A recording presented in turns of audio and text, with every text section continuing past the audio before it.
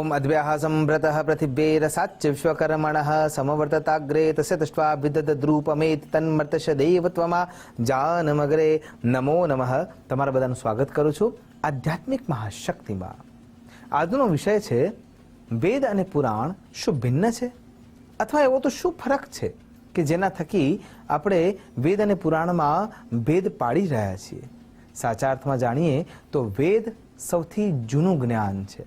આ વિશ્વનું સૌથી શ્રેયસ્કર અને સૌથી મૂળ જે જ્ઞાન છે એ વેદમાં રહેલું છે। વેદો જ્ઞાનમ તથા સાંખ્યમ વિદ્યા શિલ્પાદિ કર્મ છે। એ વેદ છે એ અપૌરુષેય છે, કોઈ એક વ્યક્તિ દ્વારા લખવામાં આવેલી વ્યવસ્થા નથી। હિમાલય ક્ષેત્રમાં જે બુર્જ નામની વનસ્પતિ થાય છે એની છાલમાંથી જ્યારે ભોજપત્ર જેને કહેવામાં આવે છે એના ઉપર અંકીની સાથે જે વ્યવસ્થા કરવામાં આવી, જે લિપિબદ્ધ કરવામાં આવી, જે પાંડુલિપિમાં લખવામાં આવી, એને હજારો વર્ષ થયા છે અને એ લિપિબદ્ધતાને આપણે વેદની ઋચાઓમાં કન્સિડર કરી શકીએ છીએ। તો વેદ છે શું? ખરા અર્થમાં જોવા જઈએ તો વેદ ચાર છે: ઋગ્વેદ, યજુર્વેદ, સામવેદ અને અથર્વવેદ। એમાં જે ઋગ્વેદ છે એ સૌથી જૂનો છે। બ્રહ્માજીના મુખમાંથી ચાર વેદોની ઉત્પત્તિ થઈ અને ચારે ચાર વેદોમાંથી આપણે અલગ અલગ પ્રવરને સમજી શકીએ એટલા માટે એને સરળ ભાષામાં જે ક્રિયા કરીને પરિવર્તિત કરવામાં આવ્યા, જેમ કે વેદવ્યાસજીએ એને પરિવર્તિત કર્યા, એ પુરાણો છે। પણ વેદ સૌથી જૂનો ગ્રંથ છે। જ્ઞાન સરળતાથી સરળ ભાષામાં દરેક વ્યક્તિ સુધી પહોંચી શકે એટલા માટે થઈને વેદોમાંથી પુરાણોની શરૂઆત કરવામાં આવી છે।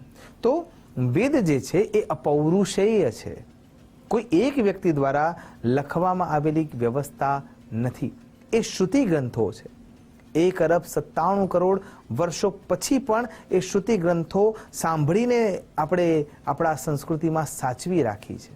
વેદ જે બ્રહ્માજીના શ્રીમુખમાંથી પ્રગટ થયા અને એ વેદ દ્વારા જે ચાર ભાગોમાં વિભક્ત થયા, ઋગ્વેદ જે વિજ્ઞાન અને ભૌતિક અવસ્થાને અને દેવ તત્વોને ખૂબ જ સરળતાથી સ્પષ્ટતાથી સમજાવે છે। એટલા માટે વેદની જે અપૌરુષેતા એને જોવા વિચારવાનો ભાવ કરીએ તો સાચા અર્થમાં એવું સિદ્ધ થાય છે કે ઋષિમુનિઓ જ્યારે તપસ્વિત થયા ત્યારે ઈશ્વર પ્રદત્ત પ્રેરણાથી જ આ જ્ઞાન એમનામાં ઉતર્યું અને એ આજે પાંડુલિપિમાં આપણને જોવા મળે છે। એટલે એક તરફનું જો રથનું પરડું જ્ઞાનરૂપી વેદ છે તો બીજી તરફનું રથનું પરડું કર્મરૂપી આચરણનું પરડું છે। અને એટલા માટે અહીંયા વેદ અને પુરાણ બંનેની મહિમા જોવા મળતી હોય છે। વિજ્ઞાનની માહિતી મેળવી છે તો પણ એ વેદોમાં નિહિત છે। અથર્વવેદ એના માટે સૌથી શ્રેયસ્કર સાબિત થયો છે। અને જો સંગીતની કલાઓ વિકલાઓને જાણવી છે, સરગમને જાણવી છે, સંગીતની સુરાવલીઓને જાણવી છે, અથવા વેદના અંદર જે વૈદિક સંગીત રહેલું છે એને જાણવું છે તો એના માટે સામવેદ સૌથી શ્રેષ્ઠ માનવામાં આવે છે। એમાં જે યજુર્વેદ છે એની 2 શાખાઓ પડે છે: કૃષ્ણ યજુર્વેદ અને શુક્લ યજુર્વેદ।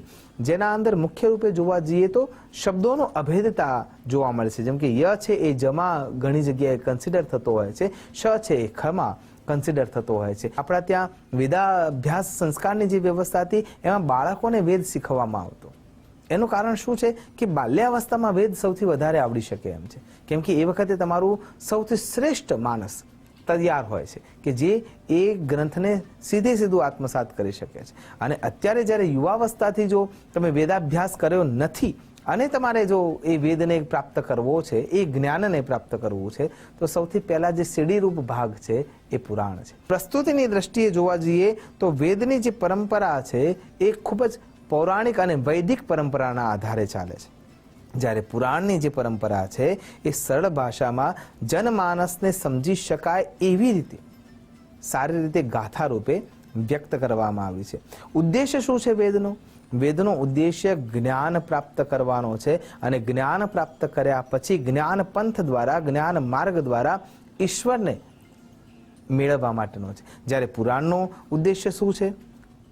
અન્ય વ્યક્તિઓને જે વેદ સુધી પહોંચી શક્યા નથી અથવા ગુઢ જ્ઞાનને, રહસ્યોને સમજી શક્યા નથી, એ રહસ્યોને સમજાવવા માટે સરળ ભાષામાં મૂકેલા સૂત્રો છે અને સૂત્રો પાછળની ગાથાઓ છે, કથાઓ છે, વાર્તાઓ છે. અંધકારમાંથી પ્રકાશ તરફ લઈ જવા માટે તમસોમાં જ્યોતિર્ગમય, આ ખાલી વેદની સુક્તિ છે, પણ એને સમજવા માટે જે સાહિત્ય પૂરું પાડે છે એ પુરાણ છે. એટલે જ્ઞાન પ્રાપ્ત કરવા માટે જે રસ્તો તૈયાર કરે છે ને એ રસ્તા ઉપર જે ફોકસ આપે છે લાઇટના પ્રકાશથી, એ આપણને રસ્તા ઉપરના માર્ગને સુદૃઢ કરવા માટેની વ્યવસ્થા પૂરી પાડે છે, એ પુરાણ છે. અને એટલા માટે વેદ અને પુરાણમાં આટલો ફરક. અને આપણે તો ગર્વ એટલા માટે લેવામાં આવે છે કે ઋગ્વેદની 30 જેટલી લિપિબદ્ધ જે પાંડુલિપિઓ છે એને યુનેસ્કોએ આપણી ભારતીય સંસ્કૃતિની વિરાસત અને વિશ્વ સંસ્કૃતિની વિરાસત તરીકે સ્થાન આપ્યું છે. એટલા માટે વેદ સૌથી શ્રેયસ્કર માનવામાં આવે છે. ઋગ્વેદના અંદર ખાલી અધ્યાયની દ્રષ્ટિએ જોવા જઈએ તો 10 અધ્યાય છે, 1028 સૂક્તો છે અને 11,000 મંત્રો એમાં નિહિત જોવા મળે છે. યજુર્વેદની 2 શાખા જોવા મળે છે, શુક્લ યજુર્વેદ અને કૃષ્ણ યજુર્વેદ. સામવેદ જે સંગીતનો વેદ છે અને અથર્વવેદ છે એ પ્રકૃતિ, આયુર્વેદ, રહસ્યમય વિદ્યાઓ, વિજ્ઞાન અને ભૌતિક શાસ્ત્રનો વેદ છે. એની જગ્યાએ જ્યારે પુરાણ જે વેદ વ્યાસજી મહારાજે લખ્યા છે એના અંદર 18 પુરાણ છે. એમાં 6 પુરાણ જે છે એ બ્રહ્માજી માટે લખાયેલા છે, 6 પુરાણ જે છે એ ભગવાન વિષ્ણુના માટે લખાવેલા છે અને જે બીજા 6 પુરાણ છે એ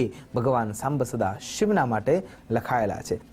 બ્રહ્માજીને સમર્પિત જે મુખ્ય પુરાણો છે એ મુખ્ય પુરાણોમાં 6 આ મુખ્ય પુરાણો જોવા મળે છે, જેમાં બ્રહ્મ પુરાણ છે, ભવિષ્ય પુરાણ છે, બ્રહ્માંડ પુરાણ છે, પદ્મ પુરાણ છે, અગ્નિ પુરાણ છે અને બ્રહ્મ વૈવર્ત પુરાણ છે.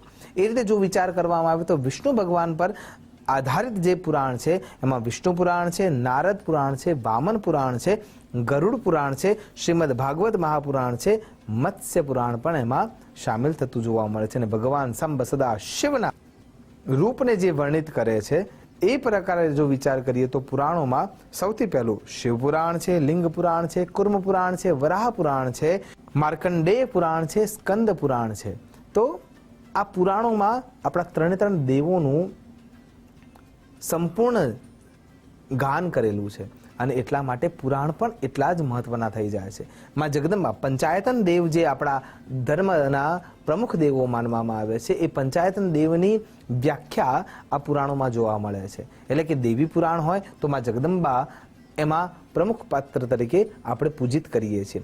જો શિવ પુરાણ હોય તો ભગવાન સાંબ સદા શિવ એમાં પ્રમુખ પાત્ર તરીકે જોવા મળે છે. અને ભગવાન વિષ્ણુ નારાયણનું વિષ્ણુ પુરાણ હોય તો સંપૂર્ણ સૃષ્ટિના સચરાચર અણુએ અણુમાં ભગવાન વિષ્ણુ વ્યાપ્ત મુખ્ય પાત્ર તરીકે જોવા મળે છે. તો કહેવાનો અર્થ એ છે, ખરા અર્થમાં એ પાત્ર તરીકે જોવા મળે છે એ શબ્દ જ ખોટો છે, કેમ કે એ તો દેવત્વ છે, સંપૂર્ણ ઈશ્વર છે.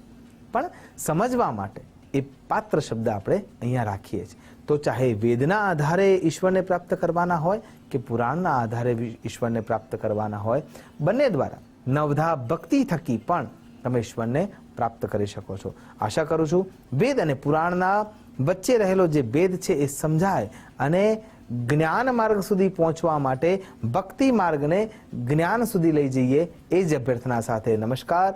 અસ્તુ સદા શિવોહમ. નમો નમઃ.